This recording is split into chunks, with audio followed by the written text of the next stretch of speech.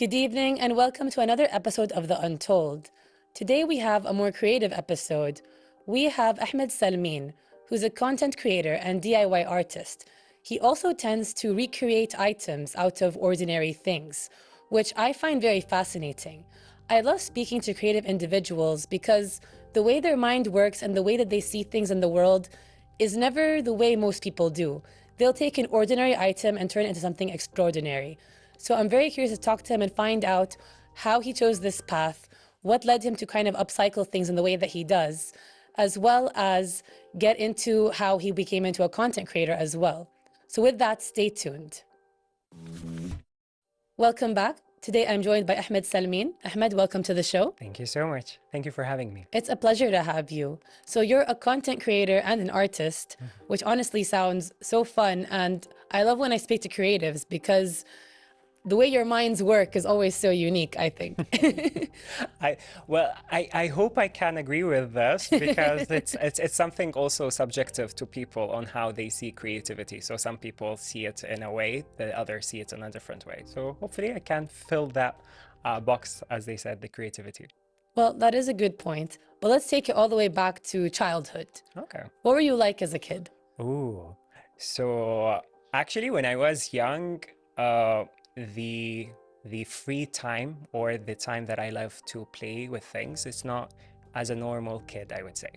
A lot of people or my family would agree on what I'm saying. So basically the toy car that I used to get, it's not for me to play on it. It's to unscrew it and then start to paint on it, change the look of it, and then putting it together. Most of the time, it's a failure. So it fails, it won't get back to where it was or the shape of it. But I had like a lot of fun doing this. So even I remember my late father, before he passed away, he gave me like a toolbox that it's like I still have the toolbox itself where like there's the screwdrivers, etc. for me to start playing with things around. I love boxes, empty boxes, transferring them to houses with my sister. I loved the interior as well when I get older a bit. So I started to move things around in my room every while. Then I started to change where the sofa is, where the bed is. It's all solo. I ask for help sometimes, but this is my childhood. It was full of creativity. I love to experience things. I play with items that are actually not meant to be played with or the way it should be. So I love to try. So this is simply, it's Ahmed, I think. I love that. And I think you're kind of proving my point about how unique the creative mind can be, because you're showing that from a young age. I think also children in general are kind of born more creative or just using their imagination, right? I actually, when you mentioned empty boxes, that was kind of funny to me because me and my cousin used to turn boxes into our dolls' houses all the time. I was doing that with my sister. So I'm the architect when I was young. So I was doing the facade thing and she was playing with it from the inside because like the difference between my sister and I is just a couple years, 2 years. She's older than me. So we shared the fun time together. Honestly, that sounds like, I mean, I miss those days, honestly, when you would just play and just have a good time. And I know that kind of gets lost in translation as you get older, but before we get into that, so I think you always kind of knew you were creative from a young age, right? Like you always leaned into it. I knew that I'm doing something not normal, but not normal in a way, in a bad way. It's just like I'm not following the norms of things. So I was trying. So I knew that, like even before I started my my university career and I started to study abroad, I knew that I'm not gonna be like a norm. I come from an engineering background, but I knew that I'm not gonna be the normal engineer. I specialized in architectural engineer, and I knew before then that I'll reach to this when there is something for me to allow me to be creative rather than like a desk job, for instance. I think it's really good that you were able to kind of figure that out, because a lot of people, I think, especially when you're younger, you don't really know what you want to do. And you'll go into something and hope you get into something else. And sometimes you have a plan, sometimes you don't. It really depends, doesn't it? Like sometimes even when you have a plan, things don't go according to the plan. So it's about going with the flow of things Exactly. to find Like out. even when I wanted to specialize in something, all my father used to call, or all my family used to call me Captain Ahmed. So everyone thought that I'll go to the aviation. And until, like I would say, high school time, I thought I'll go there. But then there were like the rumors of someone, if you are wearing glasses, you are not allowed to go to the aviations. Interesting. There is, but it's not true. Okay. I knew this after specializing in engineering. So unfortunately, or no, unfortunately, it's just it opened another door for me. So perhaps if I'm in the aviation and I took that career, I don't know about the creativity, but things, as you said, we have a lot of plans, but some our plans didn't work. It's even with the things that I do normally, with the crafts, with the DI, with the hacks that I'm doing. Not everything goes as planned. Sometimes, like it's failed, it didn't work, so I have to repeat again. But what is nice about it is the consistency. If you really love something, you need to be consistent over it. I think I've learned that a lot about a lot of people who are in more artistic fields. Everyone thinks you either have it or you don't, but a lot of it is practice, isn't it? It's just It's true. going back. All the greats, they started from nothing, Exactly. but they kept doing it over time. Then they suddenly became really good at what they're doing. One of my cousins, she's an amazing artist, but she didn't start that way. But every day she draws, she paints.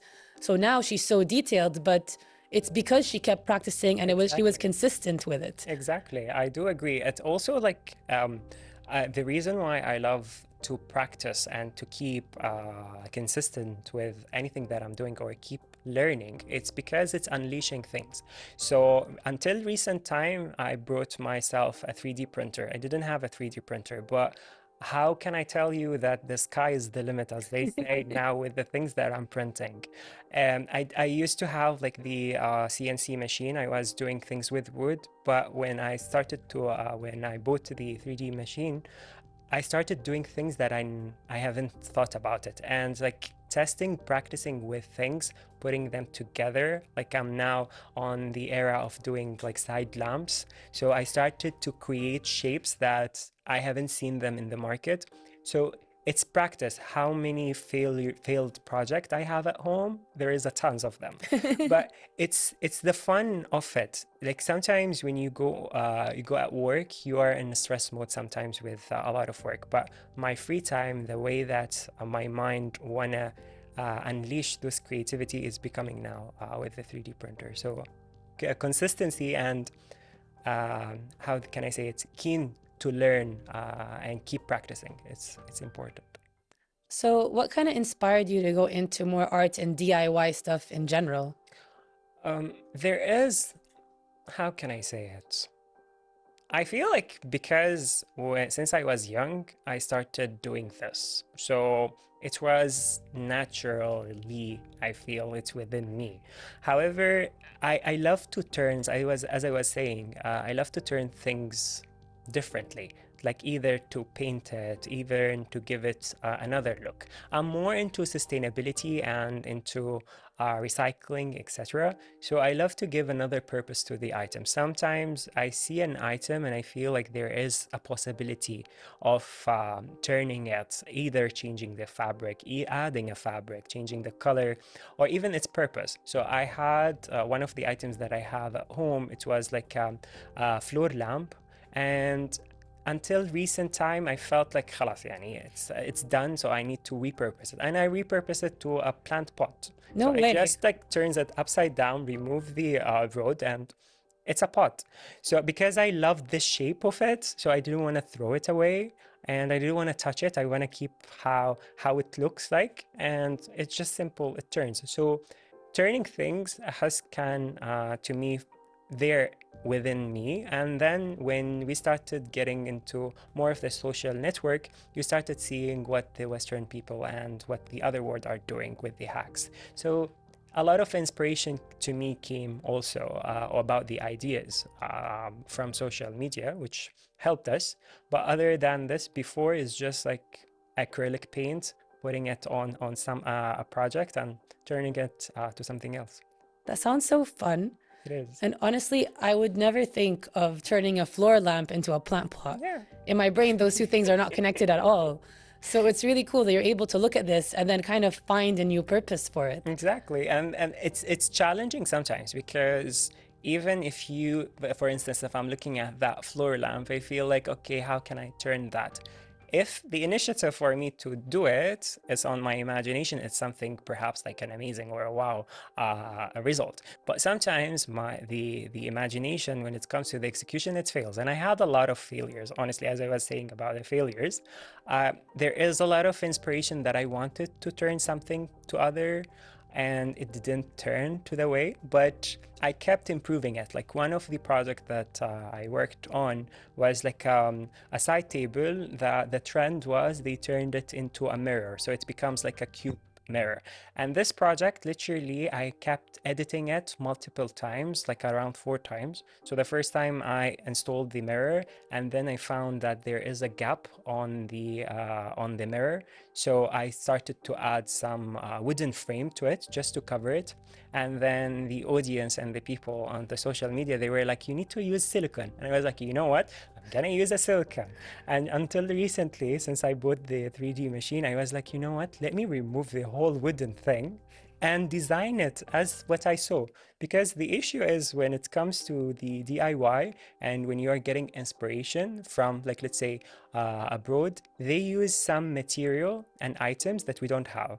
And so this was the struggle for me when I wanted to do like some sort of frame to it. But because I couldn't find it in any local shops, I would say, I had to build it. But this is the fun, right?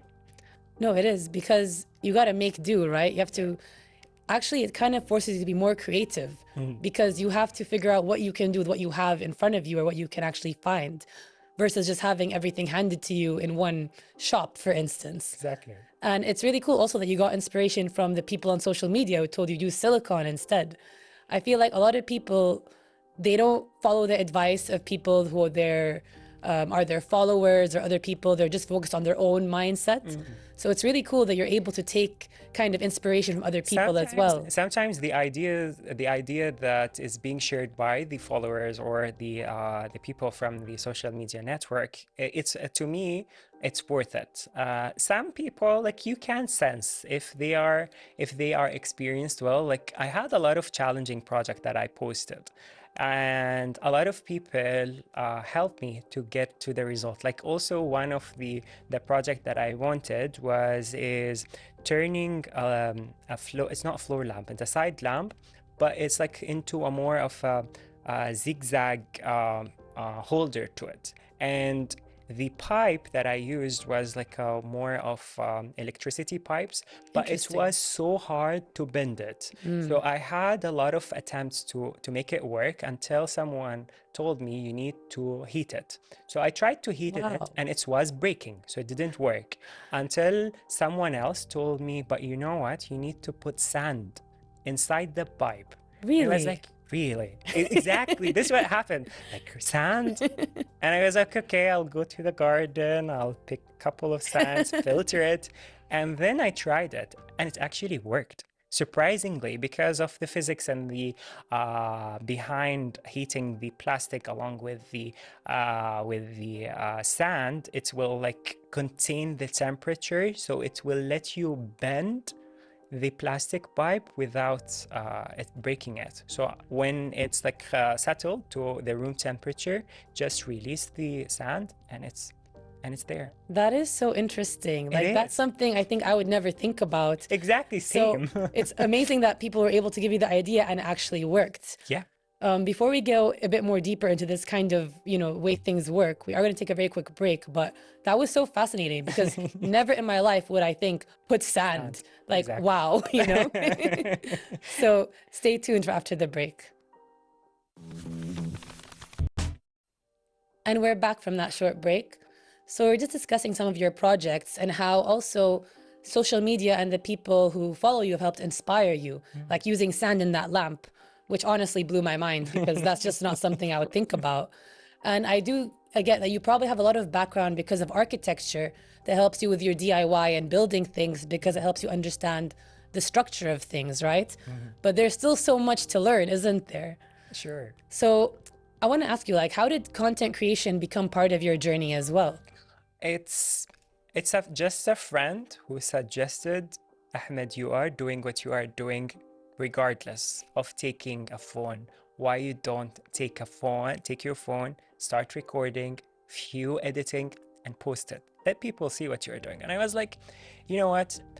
I don't want people, because you know about social media, some people can be really mean with what you are doing, can go very personal to what you are, how you speak, how you act, etc. I wanted to stay, let's say, away from all this hustle. And I was like, no. He was like, try it. People would love, even if people would be a bit mean with you, try to enjoy what you are doing and share with them. So I was like, oh, you know what? Okay. And I still remember when I first posted the first video where I'm there doing a hack, I started getting mean comments. And I was like, you know what? I don't care. I don't care what you want to say. I know what I'm doing. And I know that there is like some followers or viewers who will see what I'm doing, would love it. Until I was like, you know what? Let's keep doing what I'm doing. So I kept putting a filter, let's say, towards what I get. As we were saying, that some people actually are genuine and they share with you what they think and how to improve items, and also the way that I used to record my videos. It got enhanced, as I said. So the way that the video was working, the hook, etc. So I started learning and changing and being adaptive. So content creation to me was not planned at all until someone convinced me, why you doing this? You have a good personality, show it to people and show what people can do. And alhamdulillah, يعني, with the recent project that I've done, I got like a lot of views. People were interested. People were sharing also what they have done, how it got inspired them. And like, I don't know how to tell you how thrilled this is. Like when you see someone is doing something that you shared, it's really fun, honestly, to see. I think that was beautifully said. And I do agree with you, because especially nowadays, more people kind of need to get into that field, I feel, because we kind of overconsume things, don't we? We buy things all the time. We throw them away after one use. So to be able to take things that already exist and upcycle them, as you said, I think that's something we need more of. So it's really cool that you're out there kind of showing people that it can be done. Do you think this is something that's becoming more of a thing in Kuwait? I would say there is an opportunity of it being implemented in Kuwait, or even in our region in particular, because the mindset, if we are talking about sustainability and recycling, the moment someone mentions sustainability, it switches directly to plastic. Yeah. This is the first thing that, okay, we'll stop using plastic. But sustainability or recycling or upcycling is not meant necessarily to be plastic. As I was earlier saying, I had a floor lamp and I don't want to throw it, because I feel like sometimes the item speaks. If you know what I mean. Like a lot of people can feel it with clothing. They feel like, I don't want to throw it. It's been there setting for ages. I don't want, maybe next time I will be wearing it. So I feel like sometimes the items have I would say a language that is being translated to us that we don't want to throw it away. For instance, like we see this more in the European cultures more. Yeah. You see like an item, like I still remember I visited one of my friends in UK, and her mom was saving a cabinet that was from her grandmother. Wow. It's like, when she was saying this, I thought she was joking, but when I was examining the product, it was clearly not been recently made. The culture there, they do have the how can I say it? Not the recycling, but saving the items for the next generation. However, عندنا هني in Kuwait, it's not there yet, because of not the quality of the items, because of how affordable it could be. So people think, why would I recycle something or upcycle something if I can get it for free, or not for free, if for cheaper price? Because sometimes the DIY project or the hacks that I'm doing, sometimes it costs more than to get a new one. But the fun of it is like how you transfer something. Sometimes I saved, because if we are talking about colors, acrylic, you get like a large bottle, but you can save it for the next one. So if you look into it more long term, there is a return of investment to what you have paid. But yeah, the culture is getting there, but not in the way that I personally are looking for. I get what you mean. I mean, at first when you were talking about it, I thought about clothes immediately because people do it with clothes like thrifting, upcycling, rechanging clothes. But when it comes to household items and things like that, it hasn't really gone there yet. And my friends in Europe also, they do those things a lot more. It's some kind of in the culture a bit more normal, whereas here it's still maybe becoming kind of known, you could say. But I also get what you mean, because when something is handmade or artisanal, it's going to cost more because of the amount of work you put into it, the amount of effort. People don't understand that. Like, it's not manufactured in a factory, for instance. So time equals money equals effort. It's all part of the thing. So when you're actually willing to spend more, the quality is better, the love that goes into it is better, and you're getting a very unique piece. So in my opinion, it's definitely worth it, at least for some items, you know? Over time, you can accumulate more things. Yeah, I definitely agree. Like, for instance, I had like a couple of items. I thought that I can upcycle them or change them, but the quality of them wasn't ready. So especially if you are dealing with wood, because if the structure of the piece isn't holding, no matter what you would do, no matter how the support you are gonna add to it, it will fail in some point.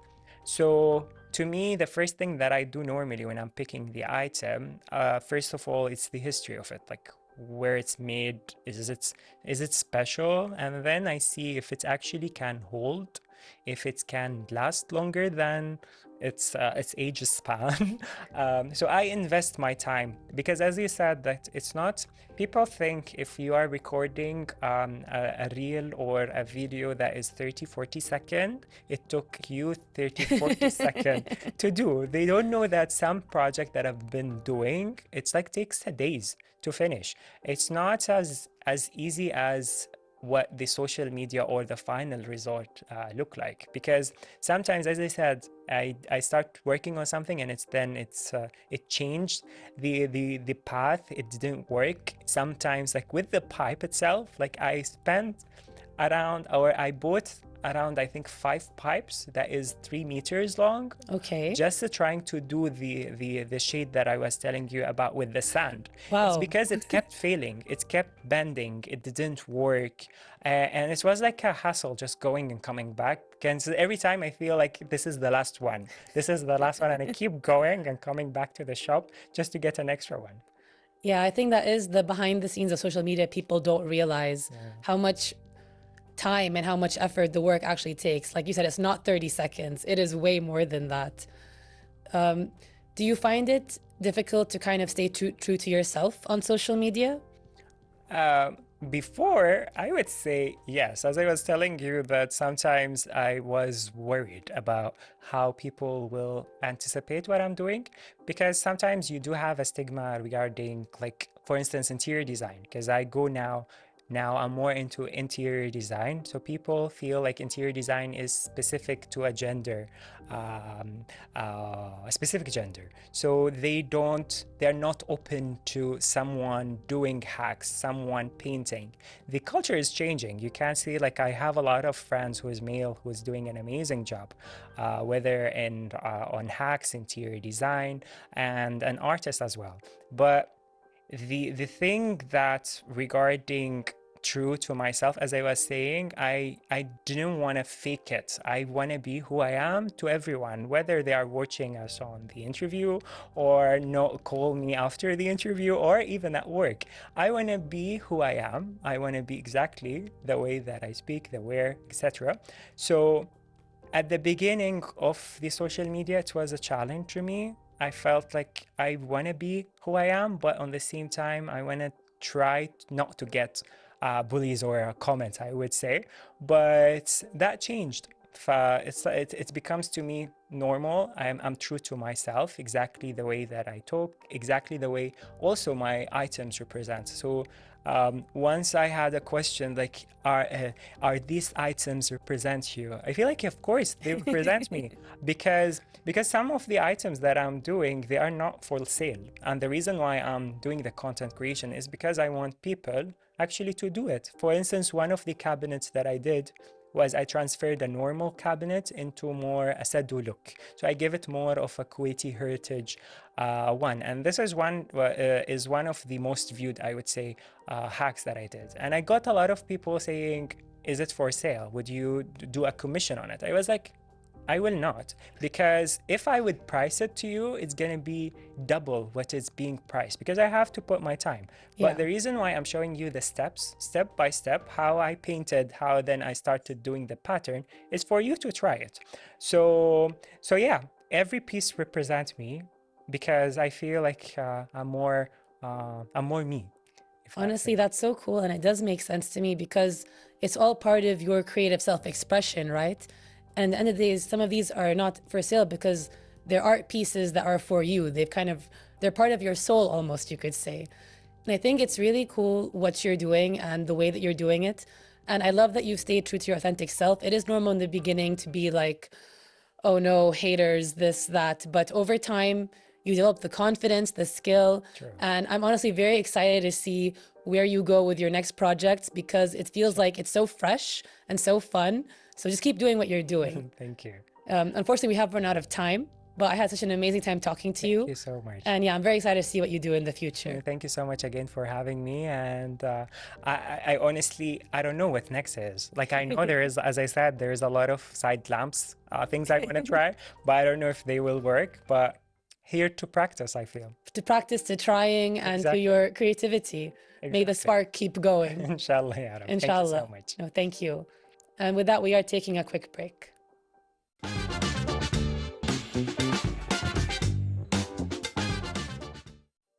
And we're back from that break. And I think that Ahmed is really onto something, guys, because the way that he always was just creative, but he also studied architecture. He also does DIY projects. He likes to break things apart, put them together. He takes regular items like a lamp and then turns it into a plant pot. That's so cool. And I loved his message about sustainability and upcycling because it is important to take things that we use all the time and don't need anymore and turn it into another work of art or something that you can use. And I just love that his kind of message is to be yourself, do what you love, and just keep creating things, whether it works or not. Over time, with practice, with patience, with consistency, you can also become an artist yourself. And that's all we have for today. I'll see you next time. And we're back from that break. And I think that Ahmed is really onto something, guys, because the way that he always was just creative, but he also studied architecture. He also does DIY projects. He likes to break things apart, put them together. He takes regular items like a lamp and then turns it into a plant pot. That's so cool. And I loved his message about sustainability and upcycling because it is important to take things that we use all the time and don't need anymore and turn it into another work of art or something that you can use. And I just love that his kind of message is to be yourself, do what you love, and just keep creating things, whether it works or not. Over time, with practice, with patience, with consistency, you can also become an artist yourself. And that's all we have for today. I'll see you next time.